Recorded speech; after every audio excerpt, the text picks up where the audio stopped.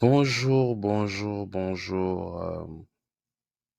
mes capitalistes. J'espère que vous allez très bien. Moi, ça va super bien. Je me présente, je m'appelle Ali Chaima, président de Chaima Capital, qui est une firme d'investissement qui te permet d'investir dans l'immobilier aux États-Unis. Pour toute information, va sur chaimacapital.com ou envoie-nous un email à contact@chaimacapital.com.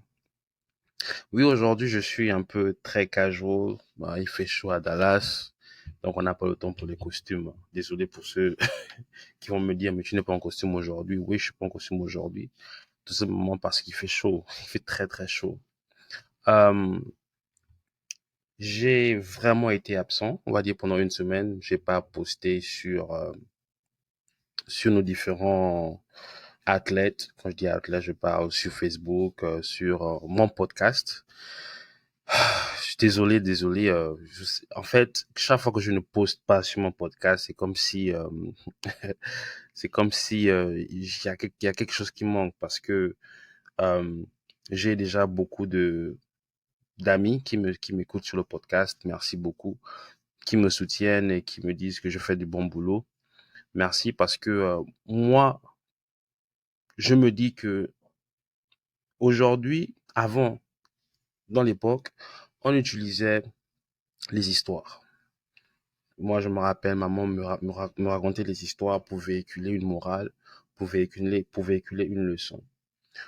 Aujourd'hui, ça n'a pas changé. Les films, les dessins animés utilisent toujours l'histoire pour véhiculer une morale, pour véhiculer une notion ou encore une leçon. Moi, j'utilise les médias non pas seulement pour que l'on puisse s'amuser, c'est bien quelquefois de se distraire, d'écouter YouTube, de la musique ou encore de, euh, de se divertir avec des comédies et tout ça. Mais on peut aussi utiliser les médias pour apprendre, apprendre, comprendre et se développer. Mais écouter, c'est juste le premier pas. Il va falloir appliquer, il va falloir faire un travail de recherche, il va falloir appliquer ce que vous avez appris dans les différents podcasts, livres et expériences que vous avez vécues. Et je voudrais dire que j'ai remarqué quelque chose. J'ai remarqué quelque chose dans ma communauté africaine. Je suis des deux pays, Gabon, Congo. Euh, j'ai aussi remarqué ça dans la communauté africaine, afro-française, afro-européenne. J'ai remarqué un manque de planning financier, planning financier et planning familial. Oui, on a un manque de planning financier et planning familial qui commence dès l'âge de 20 ans et qui ne s'arrête pas jusqu'à ceux qu'on ait 60, 65 ans. Pourquoi je dis ça? Aujourd'hui, quand je regarde autour de moi, il y a peut-être 3 ou 4% de ma famille qui a une retraite qui les attend. 3 4%. Donc ça veut dire quoi? Ça veut dire que sur 20 membres de ma famille, il y en a peut-être un, deux qui va s'en sortir après la retraite. Mais c'est quoi la retraite? Parce qu'il va falloir que on explique les choses de manière basique. La retraite, c'est lorsque l'État, la société dit que tu es vieux, tu dois arrêter de travailler et par la suite, par rapport au service rendu, on va te payer une certaine somme. Ça, c'est dans les pays développés où, après avoir fait 40 ans dans une entreprise, il y a une pension qui t'attend. On n'a pas, il y a ce système-là qui existe dans certains pays africains, mais c'est pas répandu. Et ce n'est pas aussi répandu dans toutes les sociétés. Mais, sachant que on arrête de travailler à 65 ans, pourquoi on ne met pas des systèmes qui vont nous aider à vivre après notre retraite? Pourquoi on ne le fait pas? Moi, je sais pourquoi. Parce que l'on remet tout dans les mains de Dieu. Et ce n'est pas comme ça que Dieu veut que l'on comprenne les choses. Je ne dis pas que je parle, je suis le porte-parole de Dieu, mais je dis que Dieu, quand tu lis ta Bible, lorsqu'il a créé le monde, il a planifié ses activités. Lundi, je vais faire ça, mardi, je vais faire ça, mercredi, je vais faire ça, jeudi, je vais faire ça. Donc, ça veut dire que même dans l'esprit, si tu veux comprendre l'esprit ou, ou le cerveau de Dieu, il y a cet élément de planification. Il planifie les choses. Et nous, sachons très bien que à partir de 60 ans, on ne pourra pas travailler, mais on va toujours payer les factures. On va toujours payer à manger, payer euh, tout ce qu'il y a à payer. Il va falloir que l'on s'organise. Et l'organisation commence dès l'âge de 20 ans. Lorsque tu as 20 ans, le compte à rebours a commencé. Parce que pour beaucoup de personnes, surtout dans notre communauté, on pense que quand tu as 20 ans, tu es encore un enfant.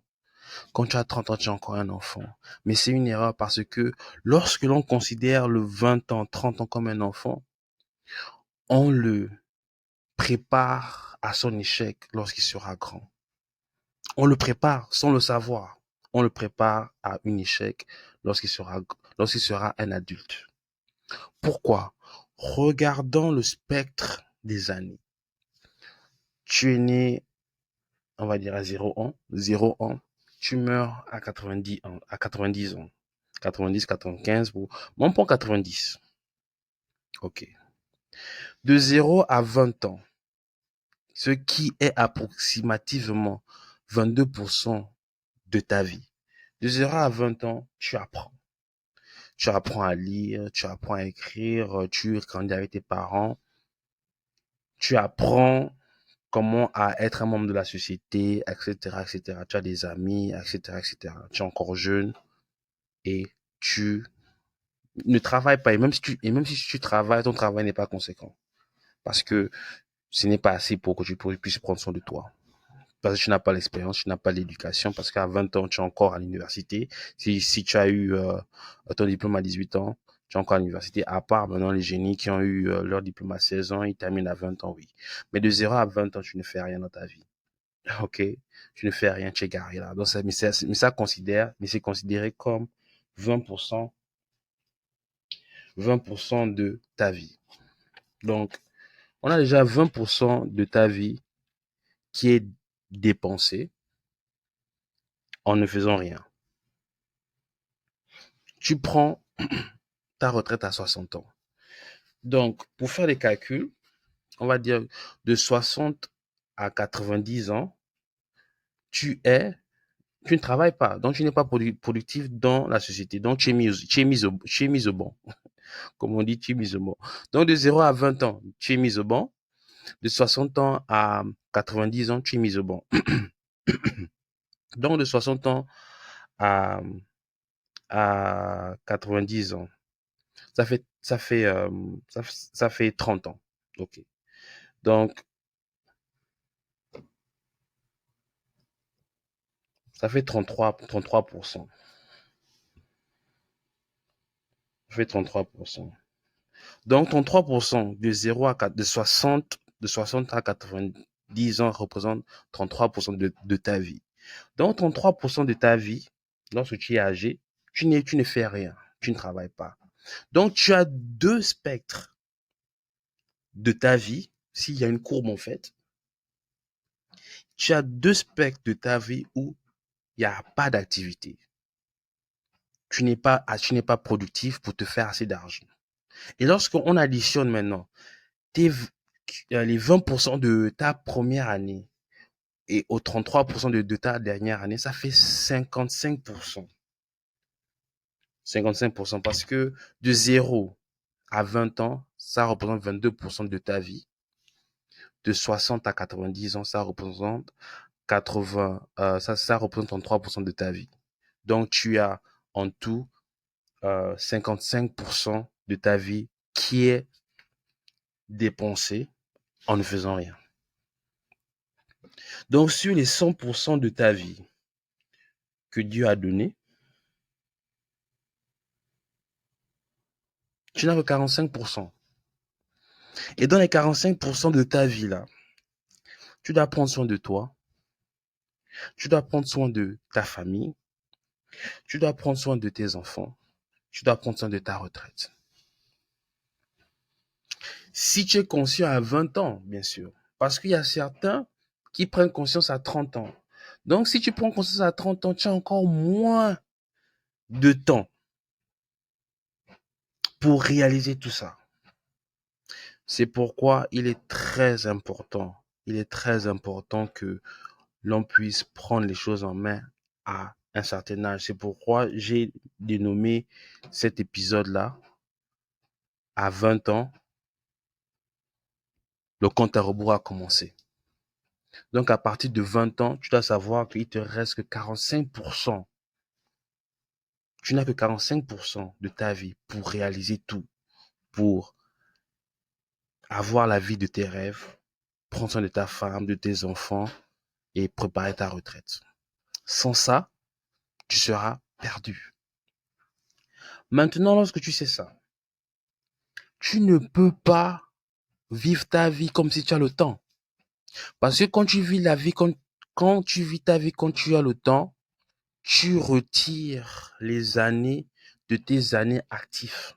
Parce que quand tu vis, 50% de ta vie est déjà à terre.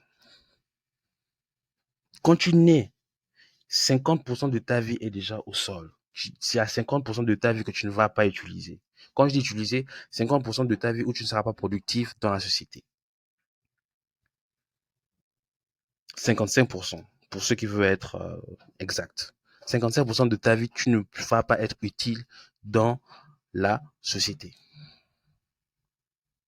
Maintenant, lorsque tu sais ça, mais que tu te dis que oui, je suis encore jeune, j'ai encore le temps vient d'où? Le temps est déjà limité.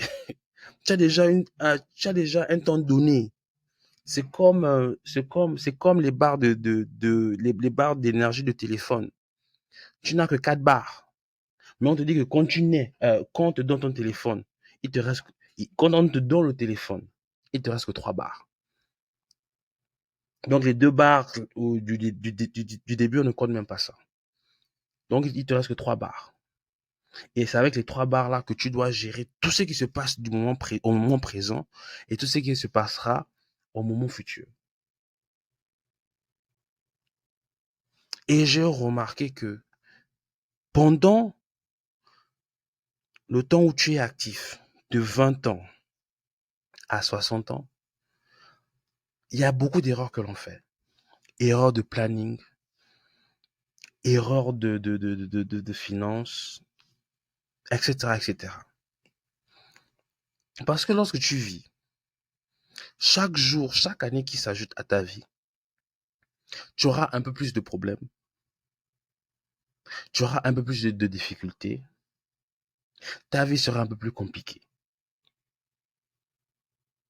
Mais lorsque tu te prépares au départ, lorsque tu as 20 ans, tu te prépares au départ, tu te mets dans la tête que ma vie, quand j'ai 20 ans là, quand j'aurai 25 ans, ma vie de 25 ans sera plus compliquée, il y aura plus de responsabilités que ma vie de 20 ans. Donc, qu'est-ce que je peux faire? Chaque année, je dois faire ce qu'il faut faire. À la place de, comment on dit, procrastiner, hein. J'ai oublié le mot, procrastination. À la place de remettre à demain ce que tu peux faire aujourd'hui. Parce que quand tu remets à demain ce que tu peux faire aujourd'hui, tu ajoutes des poids et des responsabilités à ton futur toi. Et ton futur toi est déjà fatigué. À 25 ans, ton futur toi est déjà fatigué. Mais toi, tu ajoutes encore. Oh non, à la place de faire ça à 20 ans, j'ai fait ça à 25 ans. À la place de faire ça à 25 ans, j'ai fait ça à 30 ans. Jusqu'à ce que ton futur toi ne peut même plus porter le poids de ta vie. Ton futur toi ne peut même pas avancer. Ton futur toi est bloqué. Parce que la réalité, c'est ça, c'est que souvent, on se réveille à 30 ans, on est bloqué. On a la femme, des enfants, mais l'argent ne suit pas. Et c'est là où beaucoup d'Africains se retrouvent. On se retrouve tous dans cette situation-là. On se dit qu'on est jeune, le temps passe, on se réveille 30 ans. Moi, je me rappelle quand j'étais jeune, je ne pensais pas qu'un jour je devais avoir 30 ans. Je me disais que 30 ans, c'est loin. Sincèrement, je me disais que c'est loin, que même, je voyais ça comme l'éternité, quoi. Je ne vais jamais atteindre ça. Mais un jour, je me suis réveillé 30 ans, un enfant, une femme. Alors que quand j'avais 18 ans, 19 ans, je me demandais même, attends, ma femme même va ressembler à quoi? Je me demandais ça. Ma femme va ressembler à quoi? Euh, euh, quel genre de boulot que je vais faire? Mais je n'avais pas la présence d'esprit que j'ai de me dire que le- la version de 30 ans de toi aura besoin d'une éducation. La version de 30 ans de toi sera mariée. La version de 30 ans de toi aura des enfants. Qu'est-ce que tu vas faire, toi, en étant jeune, pour faciliter la version de toi qui est vieux? Parce que la jeunesse, pour moi, la jeunesse est là pour faciliter ta vieillesse. Mais lorsque tu utilises la jeunesse pour ne rien faire, tu rends ta vieillesse compliquée. Et je vois ça tous les jours aux États-Unis. Je me demandais, mais pourquoi il y a des jeunes, il y a des vieux, tu vois, le vieux, il marche difficilement, mais il part au travail. Il part au travail parce que, malgré le fait qu'il soit vieux, il y a des factures à payer. Il y a sa femme à prendre soin. Il y a des responsabilités qui te sont données par la vie, que tu ne veuilles pas. Si tu ne veux rien payer, tu seras un sans-abri. Tu vas vivre chez tes parents, mais quand tes parents meurent, tu fais comment? Donc, il y a des responsabilités qui vont s'attacher à toi, que tu ne le veuilles pas. Maintenant, c'est à toi d'être prêt à recevoir ces responsabilités-là. Et pour la plupart de nous, Africains, on n'est pas prêt. On n'est pas prêt. Et on n'est jamais prêt. Parce que les erreurs que nous, on a fait, on donne ça à nos enfants. Nos enfants donnent ça à leurs enfants, leurs enfants. Et ce qui fait en sorte que, de manière générationnelle, on n'avance pas. On est toujours au même niveau. On est toujours au même rang social. Parce que le poids, la responsabilité de notre vie, on a toujours donné ça au futur. Et au futur, il y a qui là-bas? Il y a il y a notre version de vieux, il y a nos enfants, il y a nos petits-enfants. Aujourd'hui, quand tu es jeune et que tu travailles pour toi, tu travailles pour tes enfants, tu travailles pour tes petits-enfants, tu travailles pour les libérer. D'abord, te libérer toi du poids social de la vie. Parce qu'on vit en société. Quand on vit en société, tu dois travailler. Que tu ne le veuilles pas, tu dois travailler. Et c'est une grâce de choisir le travail que tu veux faire. Mais pour choisir le travail que tu veux faire, ça ne vient pas au hasard.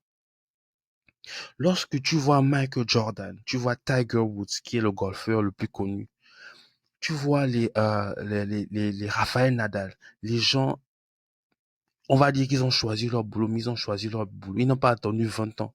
Ils ont commencé à 5 ans. Ils ont commencé à 5 ans. Donc, le fait, quand on dit que l'avenir appartient à ceux qui se lèvent tôt, les gens ont mal compris ça, qu'il suffit de se lever tôt. Non. L'avenir appartient à ceux qui commencent à ceux qui commencent les choses tôt. À ceux qui prennent la responsabilité de leur vie tôt. Lorsque tu fais ça, le monde t'appartient, la vie t'appartient parce que tu vas accéder à des niveaux de vie que personne n'a accédé. Tu vas accéder à des opportunités que personne n'a accédé. Lorsque tu commences à jouer et à prendre au sérieux une activité dès l'âge de 5 ans, tu seras professionnel.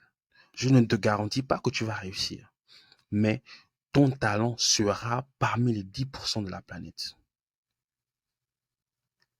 Donc, commencer tôt dans sa vie est important. Se lever tôt.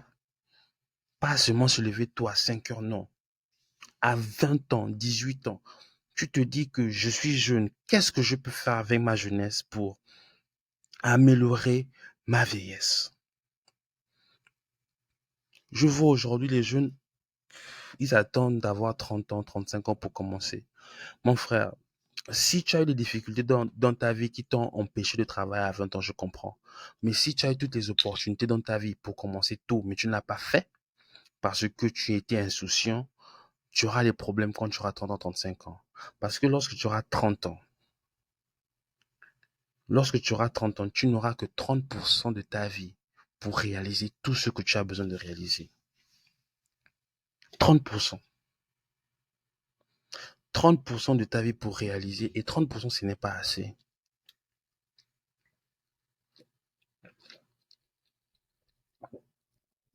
Soit tu vas devoir faire des sacrifices, soit tu vas devoir travailler comme un chien. Mais tu ne pourras pas parce que tu es un être humain. Aujourd'hui, si j'avais un conseil à donner à mon ancien moi, à mon ancien hardi de 20 ans, c'est ne t'inquiète pas de ne pas aller en boîte de nuit, ne t'inquiète pas de ne pas euh, être parmi les enfants qui sont populaires. Sois focalisé sur le type de vie que tu veux vivre. Parce qu'aujourd'hui, mais là je suis très honnête aujourd'hui, je suis très honnête, vous savez, je suis toujours honnête. Ma femme, je dis toujours la vérité à ma femme, même si souvent elle me dit que je suis trop.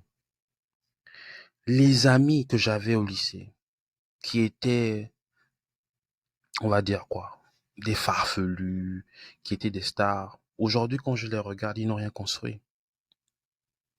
Ils n'ont rien construit. Mais ceux qui étaient toujours concentrés dans leurs études, il y a un que je cite toujours dans mes podcasts, Monsieur Mouyopa, il est à l'aise. D'autres, la fille avec qui je faisais les exercices, aujourd'hui elle est archéologue, elle est à l'aise. L'école que tu fais pas l'école pour tes parents. Moi, je te le dis clairement, parce que moi, j'ai été jeune. J'ai été jeune, j'ai été jeune et je suis dans l'âge adulte. Il n'y a rien que tu as vécu que je n'ai pas vécu. Tu vois un peu. Lorsque tes parents te forcent d'aller à l'école, toi, tu as l'impression que tu pars à l'école pour leur faire plaisir. Mais tu pars à l'école, c'est pour toi. C'est pour que lorsque tu as un certain âge, l'école que tu as fait, l'éducation que tu as pu avoir puisse t'aider à accéder à des boulots qui te paient mieux. Et si ces boulots te payent mieux, tu pourras vivre une meilleure vie. Tu pourras avoir la maison de tes rêves, la voiture de tes rêves, les vacances de tes rêves. Mais lorsque tu négliges l'école,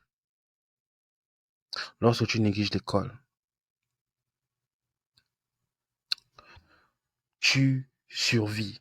Tu prends des boulots à gauche et à droite qui ne te paient pas assez. Tu travailles la nuit, tu travailles la journée, mais il n'y a rien. En fait, en fait, la société t'utilise, en fait. Tu n'as rien pour montrer à la société que, bon, j'ai travaillé, voilà ce que j'ai accompli. Non. La société va t'utiliser, la société va te jeter.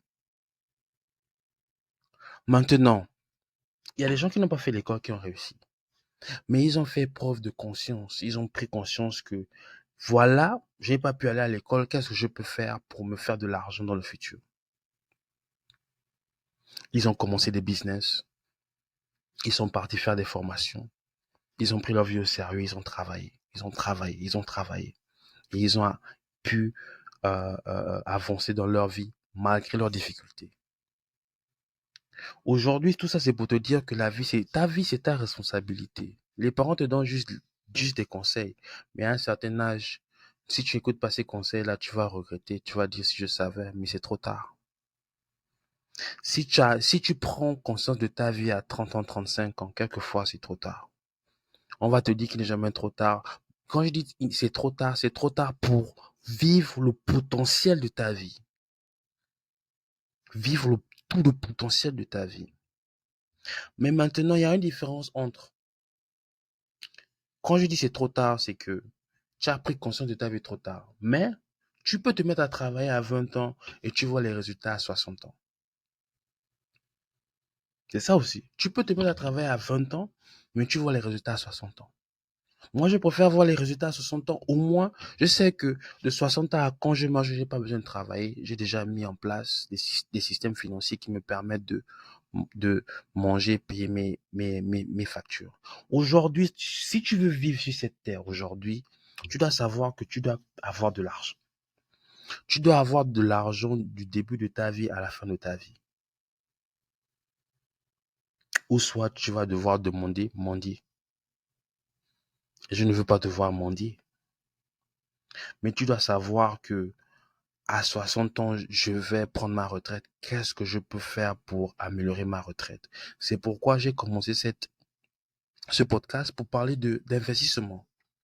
Pour mettre ça dans la tête des gens que c'est important d'investir. Parce que quand tu investis pour ton futur, tu investis pour tes enfants, tu investis pour tous les événements dont tu n'as pas contrôle. Au moins, tu sais qu'il y a déjà de l'argent devant qui va m'aider. Et lorsque je parle d'investir, c'est quoi? C'est mettre de l'argent dans des instruments qui te rapportent quelque chose. C'est pourquoi on parle de l'immobilier. L'immobilier, quand tu mets de l'argent dans l'immobilier, ça te rapporte une somme chaque mois. Et cette somme, ça s'accumule jusqu'à, imagine-toi, tu as 5, 6, 7, 8 studios qui te rapportent 100 000. C'est 800 000 par mois. Et tu n'as pas besoin de travailler. C'est l'argent qui rentre. Donc, imagine-toi, à 60 ans, tu as tes 10 studios. Ou bien, faisons simple, faisons simple. Tu commences à 20 ans à prendre conscience de ta vie. Soit tu fais l'école, soit tu fais les bricoles. Quand tu fais l'école, tu fais les bricoles. D'ici 25 ans, tu vas commencer à te faire un peu plus d'argent. 25 ans, tu te dis, chaque un an, je me fais un studio. Donc, de 25 ans à 60 ans, ça fait combien d'années?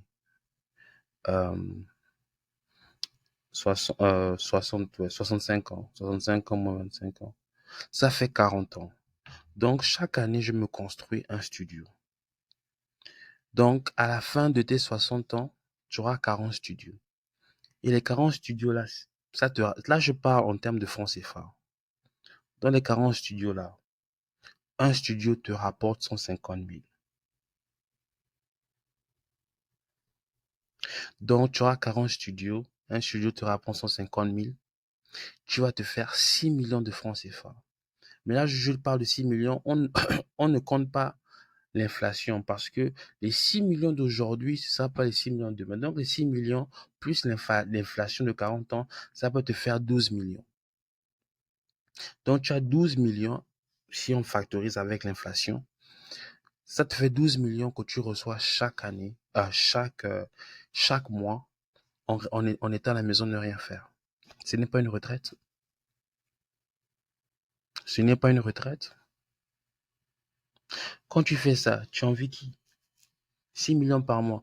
Tu peux voyager. Tu peux aller à Dubaï. Tu peux aller en France. Tu peux aller aux États-Unis pendant 1, 2 semaines, tu reviens. L'argent est toujours là. 6 millions, tu dépenses. Le mois prochain, 6 millions revient. Tu dépenses encore le mois prochain, tu reviens. C'est ça le secret de l'investissement. C'est pourquoi j'ai créé toutes ces vidéos-là pour vous parler de ça, investir. Et si à 25 ans, tu avais cette idée, donc pour investir, tu te construis un studio chaque fois. Tu fais des efforts, tu fais des sacrifices. Tu as quoi envier à quelqu'un qui vit, tu as quoi envier pour quelqu'un qui vit aux États-Unis ou en Europe? Tu as quoi envier? Tu as 6 millions de francs CFA. 12 millions si on factorise avec l'inflation que tu reçois. À l'aise. Tu peux aider euh, tes petits-enfants à commencer leur business. Tu peux leur dire, bon, écoutez, donnez-moi une année. Une année, tu factorises 3 millions. Tu enlèves chaque mois. Tu gardes ça pendant une année. Ça fait 36 millions. 36 millions, tu leur donnes et ils commencent leur business. Ils te seront le plus reconnaissant. 36 millions de francs CFA. Vous savez combien ça fait en dollars? 64 000 dollars. 64 000 dollars ici, tu commences un business. Ici, tu peux commencer un business. En Europe, ça fait 60 000 euros. 60 000 euros. Donc, imaginez-vous, vous avez des enfants, des petits-enfants, hein, et il a 18 ans, il vous dit, bon, moi, je vais commencer un business grand-père. Vous dites, non, t'inquiète pas, donne-moi une année. Une année, tu ne cherches, tu ne casses pas le corps parce que tu épargnes seulement 3 000, la moitié des, des, des loyers que tu reçois. 3 millions, 3 millions, 3 millions, 3 millions. Et en fin d'année, tu le donnes 60 000 euros. Il va te voir comme un 60 000 euros. Waouh! Avec 60 000 euros, il peut soit s'acheter la maison aux États-Unis ou en France, commencer un business. Et à 18 ans, 19 ans, à cause des sacrifices que toi tu as fait, ta génération sera tellement en avance. Tellement en avance. Mais nous, on ne fait pas les sacrifices. Quand nous, on vit notre vie, on ne fait pas les sacrifices. On remet toujours à demain. C'est pourquoi ce sont nos enfants qui doivent prendre soin de nous, à la place de nous qui devons prendre soin de nos enfants. Et c'est une erreur, parce que même dans la Bible, on dit que tu es censé prendre soin des enfants de tes enfants. Mais on ne le fait pas. Et après, on se plaint de la pauvreté. Mais la pauvreté, c'est dans la tête. Je ne veux pas dire que la pauvreté, c'est un mindset. Non, c'est dans la tête. C'est un manque d'organisation, un manque de vision. Là où il n'y a pas de vision, le peuple périt. Un manque de vision. Tu vis, maximise ta vie. Maximise ta vie pour faire des grandes choses. Maximise ta vie pour changer ta vie, pour changer la vie de ta famille, pour changer la vie de tes enfants, pour changer la vie de tes petits-enfants. Mais tu dois commencer à 20 ans à prendre conscience de ta vie. Si tu commences à 30, 35 ans, les choses seront plus difficiles. Et j'ai remarqué que la majorité d'entre nous, on commence à prendre les choses au sérieux lorsqu'on est bloqué. On commence à prendre les choses au sérieux lorsque la petite amie est enceinte. On commence à prendre les choses au sérieux lorsque on a 35 ans, on n'a pas de diplôme et on veut chercher un vrai boulot. On commence à prendre les choses au sérieux lorsque la vie n'avance pas. Prenons les choses au sérieux lorsque les choses sont simples. Prenons les choses au sérieux lorsqu'on est jeune. Prenons les choses au sérieux lorsqu'on vit encore avec les parents. Le plus tôt on le fait, le mieux on sera. Alors, je vous remercie de m'avoir écouté. J'espère que vous avez aimé.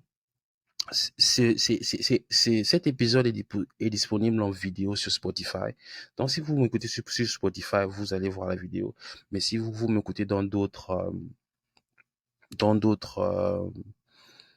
sites ou dans d'autres plateformes, vous allez écouter l'audio. Merci de m'avoir écouté. See you soon.